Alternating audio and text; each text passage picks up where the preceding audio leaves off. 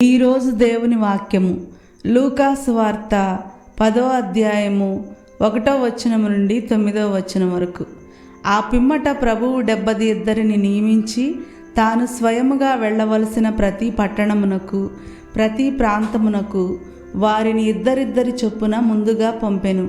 ఆయన వారితో ఇట్లనెను, పంట విస్తారము కాని పనివారు తక్కువ కనుక తన పంట పొలమునకు పనివారిని పంపవలసినదిగా యజమానుని ప్రార్థింపుడు.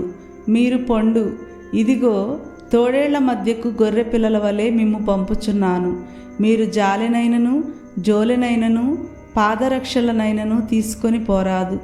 మార్గ మధ్యమున మీరు ఎవరిని కుశల ప్రశ్నలు అడగవలదు.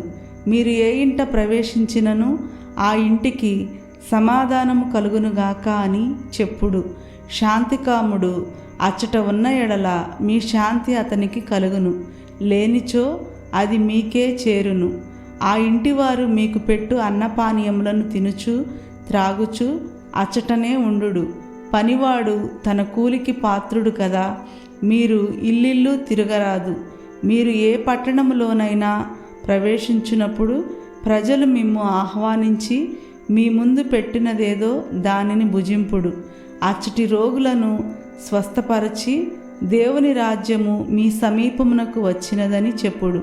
ఇది క్రీస్తుని సువిశేషము. క్రీస్తువా మీకు స్తుతి కలుగునుగాక. ఆమేన్.